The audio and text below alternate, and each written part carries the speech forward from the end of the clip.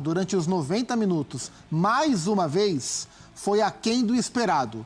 E no que diz respeito ao que o atleticano está mais interessado, que é o dia 30, Sim. que é a final contra o Botafogo, gera preocupação. Então, assim, se a gente pegar o nível de futebol que o Atlético Mineiro praticou nos últimos 3 jogos contra o Flamengo, as 2 finais e o jogo de hoje, preocupa para o jogo contra o Botafogo. Se o Galo jogar o que jogou hoje contra o Botafogo, o Galo não vence o jogo. O Galo tem que jogar mais e melhor. Ele pode, mas não está jogando. Ainda assim, conseguiu não sofrer o gol e teve chance, né? O Galo terminou o jogo com 16 finalizações. 2 no primeiro tempo, 14 no segundo tempo. Cara, no começo até os 15 minutos do segundo tempo, tava 19 finalizações para o Flamengo e 3 para o Galo. Depois o Flamengo cansou e eles começaram a finalizar mais, né? Essas 14, a grande parte delas, depois que o Flamengo diminuiu um pouco o seu ritmo, o que é natural. O Flamengo é de um ritmo muito forte, mas não conseguiu fazer o gol. Tá aí uma das primeiras chances, essa é do Matheus Gonçalves e que o Everson pegou. Esse começo do jogo teve bastante coisa de situação de gol e tudo mais para o Flamengo. A gente já vai mostrar os momentos, as imagens que envolvem o Gabigol no Maracanã. A gente já vai, mas antes, só mais uma para você, Zupa, desse começo de jogo, que é: o Flamengo vem, entre aspas, de uma ressaca. Bem. É um jogo avulso que poderia não valer nada, muitos jogadores titulares fora. Te surpreendeu o volume do Flamengo nesse sentido? Surpreendeu positivamente. O Flamengo jogou bem. O Felipe fez uma mudança, dados os problemas todos que ele tinha para escalar o time, ele fez uma mudança tática. Ele espelhou o Atlético Mineiro, ele veio com 3 zagueiros, sendo um dos zagueiros o Alexandro, né? Então, Fabrício Bruno, Davi Luiz e o Alexandro como lateral esquerdo. Com isso, o que é que ele gerou? Gerou 2 efeitos cascata na equipe. O primeiro deles, muita liberdade para os alas. Para o Wesley na direita, que fez mais um jogo muito bom. Aliás, a gente tem que falar, que fase boa, que momento bom, que evolução do Wesley. Um amadurecimento como lateral, hoje como um ala pela direita, muito forte no apoio, muito bem pelo Flamengo. E do outro lado, o Ayrton Lucas. O lado direito do Flamengo jogou muito mais do que o lado esquerdo. Qual foi a outra consequência dessa mudança de escalação? Com 3 zagueiros e 2 alas. O papel do Michael. O Michael, ele é um ponta. Mas como o Flamengo hoje jogou com alas, o Michel jogou por dentro, como uma dupla de ataque junto com o Bruno Henrique. Sim. E o Michel é um cara de muita movimentação, né? Então jogou como meia armador o Matheus Gonçalves. E à frente dele, Bruno Henrique e Michel. Todos muito próximos. E são todos jogadores muito leves, de muita leveza, de muita velocidade e de muita movimentação. Então foi um Flamengo que se movimentou no ataque o tempo inteiro, ninguém guardando muita posição. E isso gerou um tormento para a zaga do Galo, para a linha defensiva do Galo, encaixar essa marcação. O Galo teve muita dificuldade para achar o Flamengo na marcação. E o Flamengo também teve de grande virtude no jogo de hoje, como eu falei no início, a pressão na posse de bola do Galo. O Flamengo gerou muito desconforto para o Galo sair jogando. Então, assim, o Felipe espelhou o time, a resposta foi positiva, mesmo com os desfalques, o Flamengo teve um ritmo, uma intensidade de jogo muito forte e, através dessa intensidade, gerou várias oportunidades para abrir o placar. Mas não conseguiu, porque, como falamos, o Everson, mais uma vez, aliás, viveu uma noite iluminada. Se a gente pegar do jogo de domingo, da final, para hoje, o Everson impediu uns 12 gols do Flamengo. Impressionante, tanto no segundo jogo da final, como no jogo de hoje, como trabalhou o goleiro do Galo. Já a gente vai falar, inclusive, mais sobre o goleiro do Galo, que foi realmente uma atuação daquelas que a gente vai lembrar depois, né? A gente viu o Everson num combo de jogos, como disse o Pac, já o segundo jogo da final ele já foi impressionante. Vamos colocar, inclusive, os números da partida para a gente entender esse volume de finalizações no fim, porque assim, quem chegou agora e bate o olho, imagina um jogo feito na trocação, né? Porque a gente tem ali na terceira linha finalizações 25-16, a posse de bola 54-46, ali passes certos para cada lado, finalizações 25-16 e certas 6-2. Grande chance 5-2. Gols esperados, aí é uma diferença importante, porque 2,08 a 0,84. E aí, essa tela registra um todo, tem uma história que a gente está contando, mas teve um momento que de finalizações que eu me lembro estava 14-2. Então, chegou um momento que você falou, caramba. Até os 15 do segundo tempo, era essa a conversa. O Galo não conseguia sair. O Paulinho foi preservado, o Paulinho tem ficado fora, tem ficado no banco em alguns jogos do Campeonato Brasileiro, claro que pensando nas finais das Copas, a da Copa do Brasil já foi, resta da Libertadores, então o Bernard, que voltou de lesão no jogo do Galo contra o Goianiense, antes da segunda final, Bernard titular, por trás de Hulk e Davidson à frente, Rubens como ala pela esquerda, o Saravia como zagueiro, porque Alonso e Arana estão nas seleções. Mas foi um Galo que teve muita dificuldade para criar, para jogar, o Scarpa pouco acionado. Então até, assim, durante pelo menos 2/3 do jogo, foi um jogo de ataque contra a defesa. E o Galo com muita dificuldade. Só na reta final mesmo que o Galo conseguiu sair. Então, assim, em termos de observação do Milito para a final, assim, acho que hoje ele sai mais com dor de cabeça do que propriamente com boas respostas.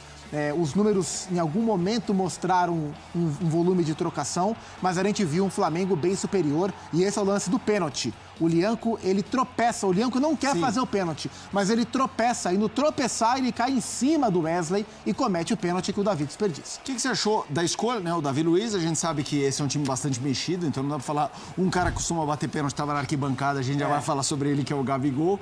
Bateu mal o Davi Luiz. Bateu mal, assim, o Davi vem de um momento de confiança, depois do gol de falta que ele fez contra o Cruzeiro, um gol de muita esperteza lá na Arena Independência. E a partir dali ele sentiu confiança, e aí teve o pênalti, o Flamengo está sem Gerson, sem Arrascaeta, Pedro machucado, sem o Gabigol, o Bruno Henrique era o capitão, mas o Davi se sentiu confiante para bater. Mas não bateu bem, né? Assim, o Everson teve méritos, claro, mas o Davi telegrafou o canto, bateu a meia altura. Assim, o Everson foi bem, mas o Davi bateu mal também.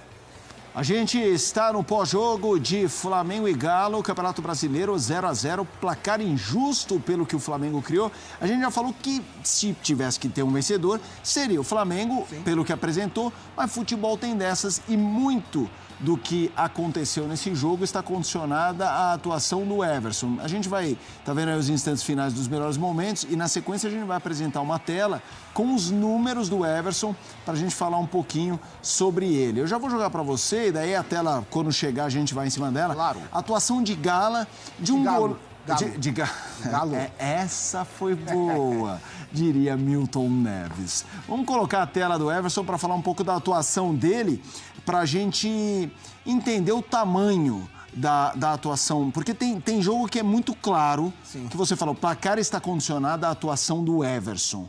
Primeiro, qual te chamou a atenção? Tem uma defesa que nem acho que é a melhor, mas eu achei mais bonita, que é um chute fora da área, aqui da direita, que eu acho que foi o Fabrício Bruno. De fora da área, uma batida bonita, ele vai lá e espalma.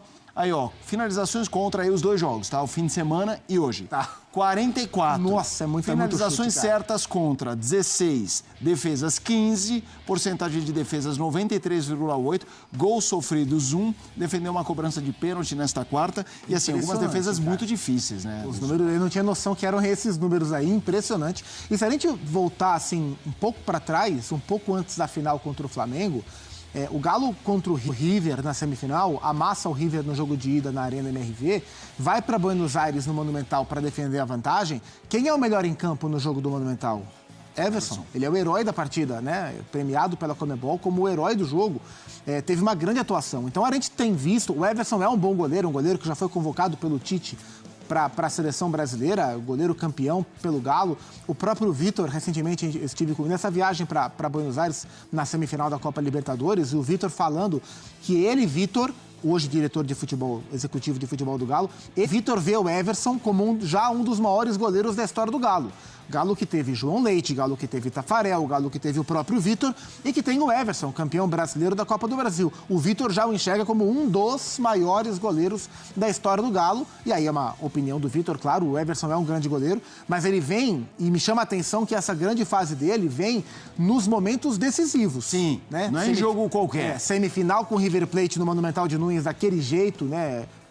explodindo de gente. Final da Copa do Brasil mesmo, com o Galo perdendo, mas um jogo duríssimo na Arena MRV contra o Flamengo. O jogo de hoje, que era um jogo de pressão também, assim, o jogo pode parecer que valia pouco, porque o Galo pensa no dia 30, mas o Galo tem coisas para fazer no Campeonato Brasileiro, né? O empate, o Galo é apenas o 10º colocado, tem um jogo a menos ainda com o Atlético Paranaense, mas ele é apenas o 10º colocado, e se as coisas não derem certo em Buenos Aires, o Galo vai precisar de uma vaga, talvez ser o 9º, talvez ser o 8º. Quer dizer, se não der certo, no mínimo o 8º ele vai ter que ser, sem depender da final do Cruzeiro. Então o Galo tem compromissos a cumprir no Campeonato Brasileiro. Explicando por que o Gabi não foi para a arquibancada, né? Após anunciar que assistiria ao jogo, essas imagens são de hoje, ele com essa camisa retrô 10, obviamente o número que foi retirado dele quando ele usou a camisa do Corinthians. Depois que ele usou a camisa do Corinthians. Ah, tem a ver? Não sei. Do Gabriel a gente espera tudo. E ao mesmo tempo, sendo retrô, você associa ao Zico. Ao Zico. Tem a ver também ele se colocar nesse... uma homenagem. Uma homenagem. Aí Após anunciar que assistiria ao jogo nas arquibancadas, ele desistiu da ideia. De acordo com a apuração da ESPN, o staff do atleta procurou lideranças de torcidas organizadas do Flamengo, que ficam localizados no setor norte do Maracanã, para entender se haveria algum tipo de segurança para o atleta assistir ao duelo em meio aos demais. No entanto, não foi garantido por estes líderes que não haveria tumulto, que seria possível controlar os torcedores em volta do Gabigol. A reportagem também procurou o Maracanã, que por meio de sua assessoria informou que não havia sido preparado nenhum esquema especial de segurança. Aí a gente tem um momento do Gabigol em campo, ele obviamente ficou no Maracanã durante a partida, num camarote. Camarote dele. Como é que você achou? Havia faixas de apoio, Gabigol para sempre na nossa memória? O que me chamou a atenção disso tudo, em mais um capítulo da grande guerra de narrativas entre os egos inflados de Gabriel Barbosa e a diretoria do Flamengo, especialmente o presidente Rodolfo Landim, né? O que a gente tem de informação é que é mais uma guerra fria mesmo entre o Gabriel e o Rodolfo Landim. É que a primeira vez que eu vejo um jogador que está afastado e que o clube diz oficialmente que ele não vai jogar para não colocar em risco a harmonia do time, que vai para o campo. Porque geralmente quem está afastado não vai para o estádio. Some, né? O cara está afastado, mas está ali, ó, dando risada, funcionários do clube ali. Ele está afastado ou não está afastado, né? Então, assim, é um fato novo, assim. O Flamengo como clube, de maneira oficial, alega que o Gabriel coloca em risco a harmonia do time. E ele está no gramado, né? Então, são as distopias dessa novela insuportável, né, que já cruzou a barreira, já está insuportável essa guerrinha de narrativa. E a gente vê aí as bandeiras, elas belíssimas, né? O gol do Gabriel lá contra em Lima. O River. Incrível. Na voz de João Guilherme. Zico e Gabi com as duas Libertadores e fechado com o Gabigol. São manifestações, não diz sobre a torcida, diz sobre pedaços, né, fragmentos da torcida, mas aí, claras manifestações de apoio a um dos grandes jogadores da história do Flamengo. Problemas à parte, indiscutivelmente, dos maiores jogadores da história do clube. Eu acho muito curioso, porque você apresentou esse ponto de vista que é verdade, né? Afastado pela questão da harmonia, eu não tinha pensado nisso. E tá ali em campo. E eu acho que essa bandeira do fechado com o Gabigol, que é o símbolo dele. Isso. E aí é o depoimento, né, Zupac? Já falei isso outras vezes. Eu morei no Rio bem nessa época, sou paulistano, obviamente, pela minha história, não sou rubro-negro e respeito demais o Flamengo. E tentava criar os meus filhos para que eles seguissem o meu clube. Claro. E eles seguiram, felizmente. Mas, enquanto morava lá, eu me lembro de um aniversário do meu filho mais velho, o João, que foi futebol o tema, e o cartão dele de convite, aquela lembrancinha que você dá assim, o save the date, que você manda no zap e tal, era o João com a camisa do nosso clube, imitando o Gabigol, ou seja, o impacto do Gabigol, de ter realmente penetrado numa questão de massa que não envolvia só a torcida dele. E eu acho que isso é inegável, e ninguém tira dele. E já até falei isso aqui em outras vezes. Em 2013, o Neymar deixou o Brasil, foi jogar na Espanha. E em 2013, o Gabriel estreia no Santos no lugar do Neymar, entrando no lugar do Neymar, né? Então, o Gabigol começa a jogar quando o Neymar sai do Brasil. Desde então, nenhum jogador teve o poder midiático que o Gabriel tem. O Gabriel desde que o Neymar saiu, o maior personagem, né, a maior figura do futebol brasileiro. Concordo. E aí a gente junta vários motivos. Claro. Primeiro deles, a bola, ele é um tremendo jogador. Segundo, o nome é bom, é Gabigol, a molecada gosta. Claro. Ele é midiático, ele é polêmico, a comemoração dele viraliza. Sim. Sabe? Então ele chama a atenção. Ele é um cara diferente mesmo, para o bem e para o mal, mas nesse caso, para o bem, o poder de mobilização do Gabriel é muito grande, especialmente quando ele está em boa fase. Então é natural que um evento tão marcante como a saída de um cara como ele e essa rota de colisão que claramente existe entre ele e a presidência do clube chame muito a atenção. E aí vira essa guerra de vaidades, né? De um tentando controlar a narrativa, um tentando terminar a história em com uma imagem melhor deixada perante o torcedor. O Flamengo é um dos clubes mais tradicionais e vitoriosos do futebol brasileiro. Aqui está uma lista detalhada dos principais títulos conquistados pelo Flamengo ao longo de sua história. Títulos nacionais.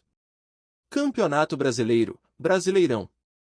7 vezes, 1980, 1982, 1983, 1992, 2009, 2019, 2020. Copa do Brasil. 3 vezes, 1990, 2006, 2013. Copa dos Campeões. 1 vez, 2001. Títulos internacionais. Copa Libertadores da América. 2 vezes, 1981, 2019. Mundial Interclubes, Copa Intercontinental. 1 vez, 1981. Copa Mercosul. 1 vez, 1999. Copa Ouro Sul-Americana. 1 vez, 1996. Títulos estaduais. Campeonato Carioca. 36 vezes, 1914, 1915, 1920, 1921, 1925, 1927, 1939, 1942, 1943, 1944, 1953, 1954, 1955, 1963, 1965, 1972, 1974, 1978, 1979, 1979, especial, 1981, 1986, 1991, 1996, 1999, 2000, 2001, 2004, 2007, 2008, 2009, 2011, 2014, 2017, 2019, 2020. Taça Guanabara.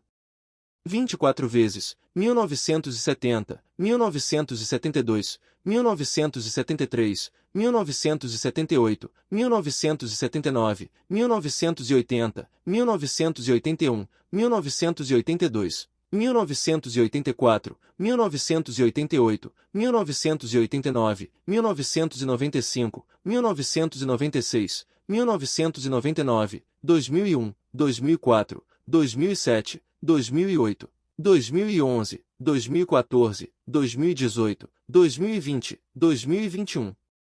Principais títulos conquistados pelo Flamengo ao longo de sua história. O clube tem uma enorme base de torcedores e uma trajetória marcada por grandes conquistas tanto a nível nacional quanto internacional.